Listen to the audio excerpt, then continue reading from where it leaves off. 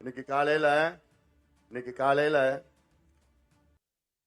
நான் ஒரு 2 அறிக்கை இன்னைக்கு விட்டுருக்கேன். ஒரு அறிக்கை என்னன்னா, நகராட்சி நிர்வாகத்துல, தமிழ்நாட்டினுடைய நகராட்சி நிர்வாகத்துல பொறியாளர்கள் மற்றும் அதிகாரிகள் ஒரு 2500 பேரை நியமனம் பண்ணணும். இந்த நியமனம் நான் ஏற்கனவே கேட்டிருக்கிறேன். இது தமிழ்நாடு பப்ளிக் சர்வீஸ் கமிஷன் மூலமாக தான் இந்த நியமனம் செய்ய வேண்டும் என்று நான் ஏற்கனவே கேட்டிருக்கிறேன், அறிக்கை விட்டுருக்கேன், பண்ணியிருக்கிறேன். ஆனா திமுக அரசு 2021 இறுதியில 21 வந்துட்டாங்க. 21 இறுதியில அவங்க அரசாணை பிறப்பித்தாங்க. என்னன்னா, இனி எல்லா நியமனங்களும், அதிகாரிகள் நியமனம், எந்த நியமனங்களும் தமிழ்நாடு பப்ளிக் சர்வீஸ் கமிஷன் மூலமா தான் வருவோம்னு அரசாணை. அந்த அரசாணை அவங்க கொடுத்த அரசாணையை திரும்ப பெற்று அந்தந்த துறையை நியமனம் செஞ்சுக்கலான்னு சொன்னாங்க. நான் அப்பவே சொன்னேன், அந்தந்த துறைக்கு விடாதீங்க, இதுக்கு ஊழலுக்கு வழி வகுக்கும் அன்னைக்கே சொன்னேன். ஆனா கேட்கல. ஊழல் செய்வதற்காகத்தான் அரசாணையை மாத்தினாங்க திமுக.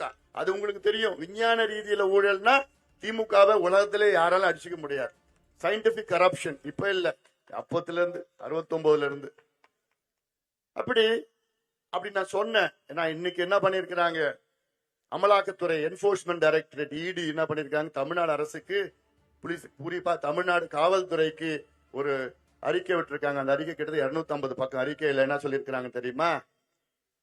2500 பொறியாளர்கள் மற்றும் அதிகாரிகள் நியமனத்திற்கு ஒவ்வொருவருக்கிட்டையும் 25 லட்சம் ரூபாயில இருந்து 35 லட்சம் ரூபாய் லஞ்சம் வாங்கி இந்த பொறுப்புலாம் நியமனம் பண்ணிருக்கிறாங்கன்னு என்போர்ஸ்மெண்ட் டைரக்டர் இடி அமலாக்கத்துறை அதிகாரபூர்வமாக ஆதாரங்கள் வைத்து இன்னைக்கு சொல்லியிருக்கிறாங்க.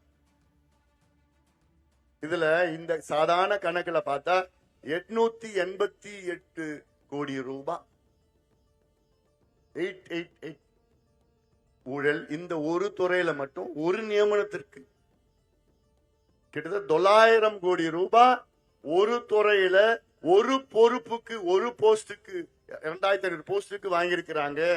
ஆதாரம் இருக்கிறது. எவ்வளவு பெரிய ஊழல் திமுக செஞ்சிட்டு வருது, எவ்வளவு பெரிய ஊழல். அது இல்லாம இன்னொரு ஸ்டேட்மெண்ட் ஒண்ணு விட்டேன். அந்த ஸ்டேட்மெண்ட்ல சென்னையில பள்ளிக்கரணை சதுப்பு நிலம்னு ஒண்ணு இருக்கு. ஏதாவது கேள்விப்பட்டிருக்கீங்களா? பள்ளிக்கரணை சதுப்பு நிலம். பள்ளிக்கரணைன்னு ஒரு பகுதி தாம்பரம் பகுதியில் இருக்கு. புறப்பாக்கம், தாம்பரம், OMR, பள்ளிக்கரணை. அந்த பள்ளிக்கரணை சதுப்பு நிலம்னா அது மார்ஷ் லேண்ட் சொல்லுது. அதுல சென்னையில எவ்வளவு மழை பெஞ்சாலும் அந்த தண்ணிய உள் வாங்கும். திமுக 67 தமிழ்நாட்டில் ஆட்சிக்கு வந்தது. ஆட்சிக்கு அன்னைக்கு பள்ளிக்கரணை சதுப்பு நிலம் 12,500 ஏக்கரா இருந்தது. இன்னைக்கு பள்ளிக்கரணை சதுப்பு நிலம் 2,500 ஏக்கர் தான் இருக்கு. 12,500 ஏக்கர் இருந்த பள்ளிக்கரணை சதுப்பு நிலம் இன்னைக்கு 2,500 ஏக்கர் தான் மிச்சம் வச்சிருக்கிறாங்க. 60 ஆண்டு காலத்துல 10,000 ஏக்கர் சதுப்பு நிலம். இந்தியாவில எந்த நகரத்துக்கும் இது போன்ற ஒரு சதுப்பு நிலம் கிடையாது. அந்த சதுப்பு நிலம் என்ன தெரியுமா? லட்சக்கணக்கான பறவைகள் அங்கே வரும், ஆண்டுதோறும் வரும். பெரிய பெரிய பெலிகான், பிளமிங்கோஸ்ல இருந்து, அங்க இந்த வலசை பறவைகள் சைனா, ரஷ்யா, எங்கெங்கயோ ஆஸ்திரேலியால இருந்து வரும். லட்சக்கணக்கான பறவைகள். நினைச்சு பாருங்க, 12,500 ஏக்கர். அதுல மீன் வகைகள் எத்தனையோ, மீன் வகைகள், பறவைகள் எத்தனையோ இருக்கும்.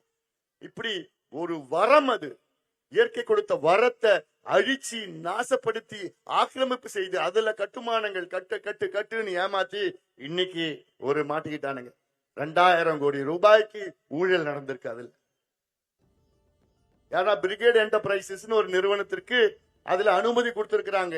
அதுல அவ்வளோ பெரிய சயின்டிபிக் லெவல்ல, விஞ்ஞான லெவல்ல இங்க இந்த அனுமதி கொடுத்துட்டு இன்னைக்கு மாட்டிட்டு இருக்கிறாங்க. எதுல? ராம்சார் திட்டம். ராம்சார் அங்கீகாரம்னா நமக்கு பெருமையானது. அதை பத்தி நான் பேசணும்னு ஒரு 10 நிமிஷம் ஆகும். நான் இது முடிச்சுட்டு நான் மகுடஞ்சாவதிக்கு போனோம், தங்ககிரி தொகுதிக்கு போனோம். அடுத்து இது முடிச்சுட்டு நான் போனோம். ராம்சார் பகுதினா இதுல உலகத்தில் உள்ள சதுப்பு நிலங்கள் பாதுகாக்கப்பட்ட ஒரு ஒப்பந்தம். அது அப்படி அந்த ராம்சார் ட்ரீட்டி ஒப்பந்தத்தின்படி இந்தியாவில் 89 பகுதிகள் இருக்கிற சதுப்பு நிலங்கள் இருக்கிறது. அதுல 20 தமிழ்நாட்டில் இருக்கு. அதுல ஒண்ணு பள்ளிக்கரணை சதுப்பு நிலம். அப்படி ராம்சார் அங்கீகாரம் கொடுத்திருந்தா அங்க எந்த கட்டுமானங்களும் எந்த அனுமதியும் கொடுக்க மாட்டாங்க. ஆனா இவன் என்ன பண்ணிருக்கிறான், ராம்சார் அங்கீகாரம் 2022 வாங்கியாச்சு. 22 இன்னைக்கு வரைக்கும் சும்மா இருக்கிறான். அதை அளக்க கூட இல்லை, அங்கீகாரம் கொடுக்கல. அதை அளந்து அதுக்கு ஒரு வரையறை செய்து ஜியோ போடணும், இதுல யாரும் இருக்கக்கூடாது. அதனால வேணுமே போடாத இன்னைக்கு அதுல கட்டி ஊழல் ஊழல் ஊழல் இதெல்லாம் இது போன்ற எத்தனையோ இருக்கு, எத்தனையோ இருக்கு. அதாவது நான் சொல்றேன், இந்த திமுக ஆட்சியை வீட்டுக்கு அனுப்புங்கள், போதும், இவர்கள் ஆண்டது போதும்.